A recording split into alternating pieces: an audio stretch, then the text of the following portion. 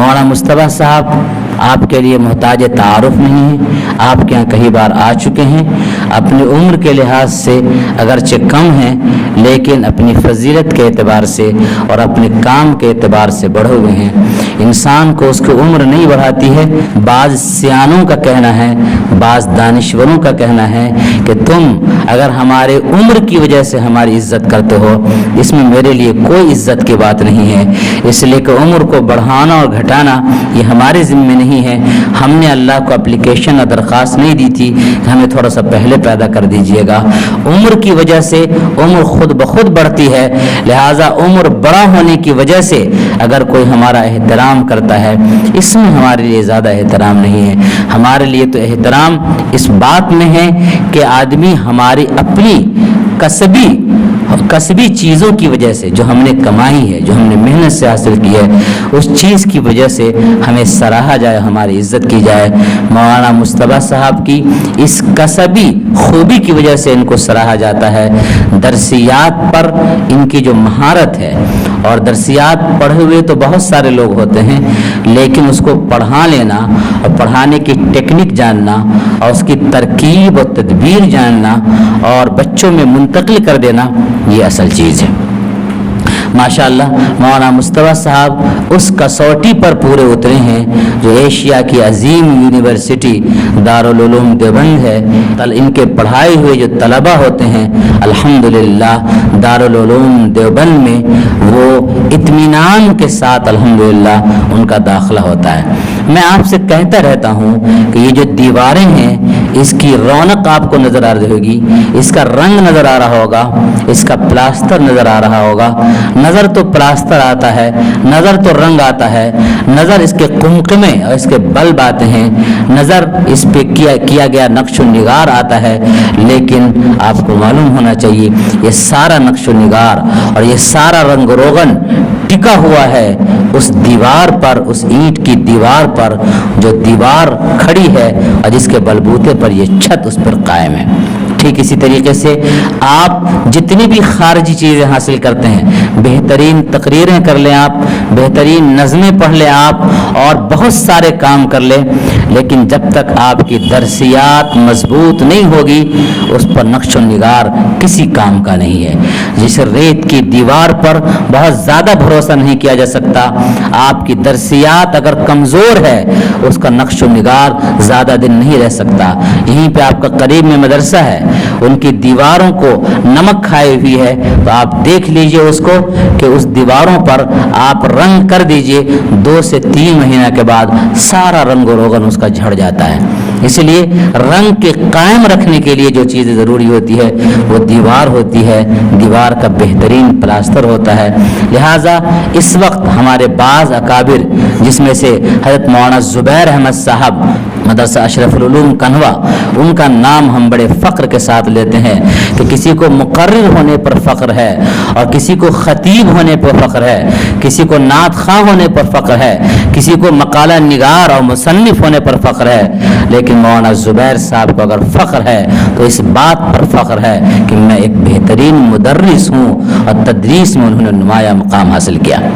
اسی طریقے سے ایک بڑی اور عظیم شخصیت جن کو دنیا نے بزرگ مانا، تصوف کے لائن کے بڑے آدمی حضرت مولانا اعجاز احمد اعظمی صاحب، جب انسان تصوف کے لائن میں آگے ہوتا ہے، مریدین کی بھیڑ بھاڑ ہوتی ہے، تو ایسے میں وہ بزرگ محض بن کر کے رہ جاتے ہیں۔ بس ان سے دعا کروا لیجئے، ان سے تعویذ، میں توہین نہیں کر رہا ہوں، لیکن چونکہ عوام اتنا ان کو پریشان کرتی ہے، اتنا رجوع کرتی ہے عوام کہ دعا میں، تعویذ میں، پھونکنے میں اور برکت کے لیے اینٹ ڈالنے میں اور کسی افتتاحی تقریب میں ان کا زیادہ تر اوقات جاتا ہے اور زیادہ تر وہ اسی میں لگے رہتے ہیں، مجبوری رہتی ہے ان کی۔ لیکن ان سب کے باوجود حضرت مولانا اعجاز احمد صاحب اعظمی تصوف بڑی شخصیت ہونے کے باوجود جو ان کی تدریس کا انداز تھا، خاص طور سے میرے علم کے مطابق جب جلالین شریف پڑھاتے تھے تو ایسا لگتا تھا کہ بچوں کے دل کے اندر وہ پیوست کر دے رہے ہیں باتیں، اور اسی طریقے جب لکھتے تھے تو ایسا لگتا ہے کہ بالکل آپ کے دل کے اندر اپنی بات ڈال لیتے تھے. ہم لوگ جب دارالعلوم دیوبند میں تھے تو ہم لوگوں نے اس وقت سنا تھا کہ شیخو پور کوئی جگہ ہے اور وہاں سے جو طلبہ آتے ہیں وہ عام طور سے ہفتوں میں آتے ہیں, اور جو شیخو پور سے بچے آتے ہیں ہفتوں میں وہ الحمدللہ نمایاں رہتے ہیں. وہ شیخو پور سے پڑھے ہوئے ہیں, حضرت مولانا مصطفیٰ صاحب وہاں سے تدریس کا انداز لیے ہوئے ہیں, اور دیا تو آپ سب کو جاتا ہے برابر. کوئی ہوتا ہے جو اس کو پروان چڑھاتا ہے اور آگے بڑھا دیتا ہے, کوئی ہے جو اس کو اتنا ہی پر رکھتا ہے, اب کوئی ہے جو اس کو بھی ضائع کر دیتا ہے. مولانا مصطفیٰ صاحب ان شخصیات میں سے ہیں جنہوں نے درسیات کی جو مہارت اپنے اکابر اساتذہ سے حاصل کی اس کو نہ صرف یہ کہ باقی رکھا بلکہ اس کو پروان چڑھایا. یہی وجہ ہے کہ ان کے دربھنگا آنے سے پہلے میں ان سے گزارش کر کے رکھتا ہوں کہ آپ کو تھوڑا بھی وقت ہو تو معہد الطیبات کے لیے اپنا وقت ضرور دیجیے گا, اس لیے کہ جس ڈگر پہ آپ چل رہے ہیں, جس کشتی پہ آپ سوار ہیں, تھوڑا آگے بڑھ گئے ہیں, اسی کشتی پر پیچھے ہم لوگ بھی بیٹھے ہیں, اور ہم لوگ کی خواہش ہے کہ ہماری یہ نیا اور ہماری یہ کشتی اور ہمارا یہ سفینہ بھی اپنے انجام تک اور اپنے ساحل مراد تک آسانی سے پہنچے, کامیابی کے ساتھ پہنچے. اس کے لیے ہمارے لیے کیا ضروری ہے, ہماری طالبات کے لیے کیا ضروری ہے, مدرسے کے لیے کیا ضروری ہے, ان تمام نکات پر جناب مولانا مصطفیٰ صاحب روشنی ڈالیں گے. معہد الطیبات کے احاطے میں ہم آپ کا استقبال کرتے ہیں, خیر مقدم کرتے ہیں, اہلاً و سہلاً مرحبا کہتے ہیں, خوش آمدید کہتے ہیں, اور امید کرتے ہیں کہ آپ کی یہ عنایتیں انشاءاللہ اسی طرح جاری رہیں گی. اللہ علی علمہ بعد علمہ وعلى عفوه بعد قدرته والصلاة على نبيه وصحبه. قال النبي صلى الله عليه وسلم تعلموا العلم وتعلموا للعلم الوقار. حضرت مولانا آفتاب غازی صاحب, دوسرے لفظوں میں بڑے بھائی صاحب مولانا آفتاب صاحب, ہم لوگ دارالعلوم کے احاطے میں آفتاب بھائی چونکہ آپ کی جو شخصیت تھی طلبہ کو جوڑ کے چلنے کی, ہر ایک میں کچھ نہ کچھ اسپرٹ پیدا کر دینے کی, تو اس مناسبت سے ہمارے دور کے جو پڑھے ہوئے ہیں دارالعلوم میں وہ آفتاب بھائی کے نام سے پکارا کرتے تھے. حضرت مولانا تو عام لوگوں کے لیے, ہمارے لیے تو بڑے بھائی آفتاب بھائی, ان کا حسن ظن ہے. جو کچھ بھی انہوں نے بیان کیا اللہ اپنے فضل و کرم سے ہمیں توفیق دے, اور دنیا میں بھی بے آبرو ہونے سے بچائے اور آخرت میں بھی بے آبرو ہونے سے بچائے. رسول اللہ صلی اللہ علیہ وسلم نے یہ حدیث ارشاد فرمائی, علم سیکھو, تعلموا العلم, اور علم کے لیے وقار سیکھو, وتعلموا للعلم الوقار. عجیب بات ارشاد فرمائی ہے. رسول اللہ صلی اللہ تعالی علیہ وسلم واقعی جوامع الکلم ہے, یعنی تھوڑے لفظوں میں بڑی باتیں کہہ دینا. تعلموا یہ باب تفاعل سے ہے, اور تفاعل کی خاصیت ہوتی ہے تکلف.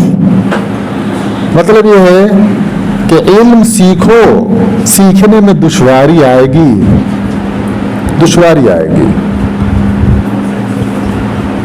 مگر پھر بھی سیکھو.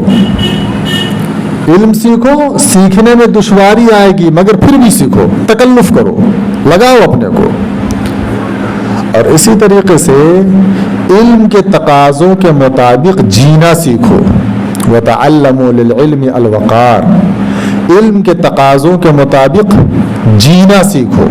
میں اس حدیث کی روشنی میں ایک کامیاب طالب علم کو جو بتلانے کی چیز میرے لیے ہے وہ یہ ہے کہ اگر شاندار طالب علم ہونا چاہتے ہو, مستقبل میں بہترین اور خوبصورت بننا چاہتے ہو, تو اپنی زندگی میں 3 باتیں لے آؤ. پہلی بات تعلق مع اللہ, یہ الوقار میں آ گیا, وتعلموا للعلم الوقار اس میں آ گیا. تعلق مع الکتاب یہ تعلم للعلم میں آ گیا، یہ تعلم العلم میں آ گیا. تعلق مع الاستاذ یہ بھی تعلم للعلم الوقار میں آ گیا. تعلق مع اللہ کسے کہتے ہیں؟ تعلق مع اللہ کا دیکھیے ایک بات ذہن میں رکھیں، علم استاذ نہیں دیتا ہے، علم کتاب نہیں دیتی ہے، علم در و دیوار نہیں دیتے ہیں، علم یہ تپائی یہ میز یہ ڈائس نہیں دیتے ہیں، علم اللہ دیتا ہے. علم کا خزانہ اللہ تعالیٰ کے پاس ہے. رسول اللہ صلی اللہ علیہ وسلم نے ایک موقع سے ارشاد فرمایا واللہ یعطی وَأَنَا قَاسِمٌ، میں تو بانٹنے والا ہوں، دینے والا تو اللہ ہے. خزانہ اس کے پاس ہے. تو اساتذہ کے پاس تو بانٹنے کے لیے ہے، دینے کے لیے نہیں ہے. دینے کا کام اللہ تعالیٰ کا ہے. اللہ تعالیٰ نے ایک موقع سے رسول اللہ صلی اللہ علیہ وسلم کو عجیب بات ارشاد فرمائی، ثم ان علینا بیانا، میری ذمہ داری آپ کو پڑھانا ہے، میری ذمہ داری اس کو یاد کرانا ہے، میری ذمہ داری اس کو واضح طور پر لوگوں کے بیچ بیان کرنے کی آپ کو صلاحیت دینی ہے، یہ میری ذمہ داری ہے. تو دینے والی ذات اللہ تعالیٰ کی ہے. جب دینے والی ذات اللہ تعالیٰ کی ہے تو جب تک ہم اللہ سے تعلق قائم نہیں کریں گے تو کیسے دے دے گا؟ ایک آدمی ہم سے دشمنی کرے، ہمارے در پہ آزار رہے، ہمیں تکلیفیں دیتا رہے، ہمارے مزاج کے خلاف کرتا رہے، طبیعت کے خلاف ہر کام کرے اور یہ امید رکھے وہ کہ میں اسے کچھ دے دوں، ایسا کیسے ہو جائے گا؟ تو جس سے ہمیں کوئی چیز لینی ہوتی ہے اس کے سامنے تو بالکل اپنے آپ کو بچھا دینا پڑتا ہے. اللہ سے ہمیں علم لینا ہے. ایسا کیسے ہو جائے گا کہ اللہ سے تعلق قائم کیے بغیر اللہ علم دے دے گا؟ ایسا کیسے ہو جائے گا؟ یہ تو بالکل عقل کے خلاف ہے، نقل کے خلاف تو ہے ہی، قرآن و حدیث کے خلاف تو خیر ہے ہی ہے. قرآن حدیث کی باتیں تو ہم سنتے ہی رہتے ہیں، سمجھتے ہی رہتے ہیں. آپ ماشاءاللہ مشکات پڑھ رہی ہوں گی، جلالین پڑھ رہی ہوں گی اور بھی دوسری چیزیں پڑھ رہی ہوں گی، وہ تو ہے ہی، لیکن تھوڑا سا عقلی طور پر سمجھیے کہ دینے والی ذات اللہ تعالیٰ کی، دینے والی ذات اللہ تعالیٰ کی، اور ہم اسی سے بغاوت کر لیں تو کیسے دے دے گا؟ کبھی آپ کے ذہن میں یہ آئے کہ بعض طالب علم بعض طالبہ بہت شیطان ہوتے ہیں اور پھر بھی اس کو کتاب بہت یاد ہوتی ہے؟ وہ کتاب یاد ہوتی ہے، وہ نقوش یاد ہوتے ہیں، وہ حروف یاد ہوتے ہیں، اس کے اندر جو نور پیوستہ ہے وہ نہیں دیتا ہے اللہ، وہ نہیں دیتا ہے اللہ.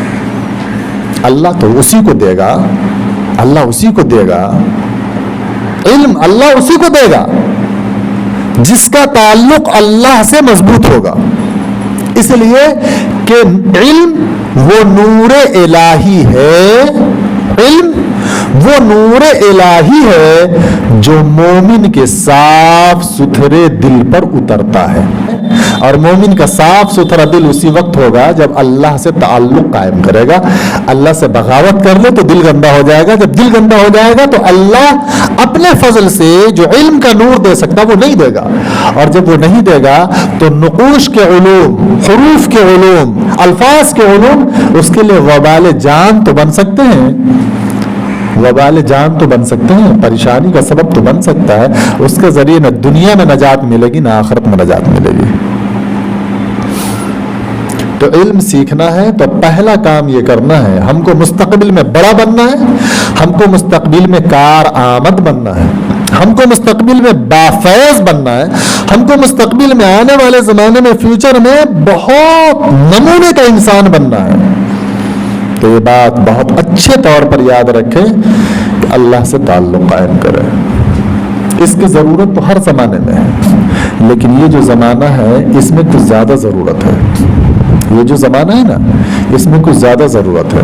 ماشاءاللہ آپ لوگ بڑی ہیں، بعض تو بچیاں ہیں لیکن آپ لوگ سمجھدار بڑی ہیں. اور پھر یہ دربھنگا ہمارا، ہم دربھنگا ہی کے رہنے والے ہیں، ہم سمجھتے ہیں دربھنگا کی مٹی کو اور دربھنگا کی روح کو ہم سمجھتے ہیں اچھی طرح سے.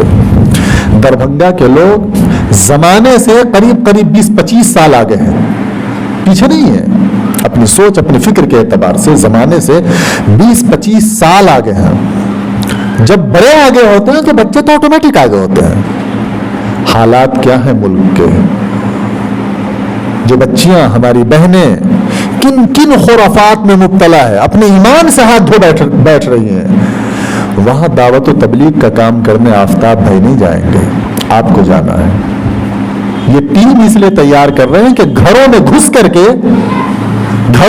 کر کے وہاں کی بددیانتی ختم کر کے وہاں اللہ رسول اللہ کا چراغ روشن کرنے کا کام آپ کو کرنا ہے. جب آپ ہی کے پاس نور الہی نہ ہوگا, آپ ہی کے پاس نور الہی نہ ہوگا تو کہاں اندھیرے کو مٹا لیں گے؟ ایسے کیسے ممکن ہو جائے گا؟ آپ عالمہ برائے عالمہ نہیں ہے صاحب, عالمہ برائے عالمہ نہیں ہے, یاد رکھیے گا. دنیا میں آگ لگی پڑی ہے, خاص طور پر بیٹیوں کے دل و دماغ میں آگ لگی پڑی ہے. نور الہی سے, علم الہی سے, اللہ کے نور سے اس کو بجھانا ہے. اس بجھانے کی جو ٹیم ہے اور اس بجھانے کو, اس کفر کو جو مٹانے کا کام کرنا ہے گھر گھر میں گھس کر کے, وہ فوج آپ تیار ہو رہی ہے. وہ فوج یقینی طور پر اس کام کو کرنے کے لیے ہمیں تمام ہتھیار سے لیس ہونا پڑے گا, تمام طرح کے ہتھیار سے. اس میں سے پہلا ہتھیار اللہ سے تعلق ہے, پہلا ہتھیار. اب اللہ سے تعلق کا کیا مطلب ہے؟ 5 وقت کی نمازیں وقت پہ پڑھنا, چاہے جو ہو جائے. اسی طرح سے جھوٹ نہ بولنا. اسی طریقے سے عورتوں کی عادت ہوتی ہے, بچیوں کی عادت ہوتی ہے بلا وجہ بک بک بک بک بک بک بک بک کرتے رہنا. یہ نہ کرنا. مقامہ تحریری میں ایک لفظ ہے, قلما سلم المکثار. بک بک کرنے والے لوگ بہت کم محفوظ رہ پاتے ہیں, بہت کم محفوظ رہ پاتے ہیں. ان سے گناہ ہو ہی جائے گا. جب آدمی بک بک کرتا ہے تو دل مردہ ہو جاتا ہے, قلب کا نور نکل جاتا ہے. جب آپ کے پاس خود ہی نور نہ ہوگا تو دوسری کی زندگی کو روشن کیسے کریں گے؟ نماز قائم کرنا, وقت پہ پڑھنا, زیادہ نہ بولنا, حلال حرام کی تمیز کرنا. اور حلال حرام میں موجودہ وقت میں تمیز کی کیا صورت ہے؟ موبائل کا مس یوز نہ کرنا. اب تو خیر یہ موبائل ضرورت بن گئی ہے ہر ایک کی, چاہے کاروباری نہیں ہوگی اور تب بھی ضرورت ہے, تب بھی ضرورت ہے. ہر کے گھر میں موبائل ہوگا, اس کا مس یوز نہیں کرنا ہے. یہ اللہ کے تعلق کے خلاف یہ بات ہوگی. تو پہلی بات سمجھ میں آ گئی نا, تعلق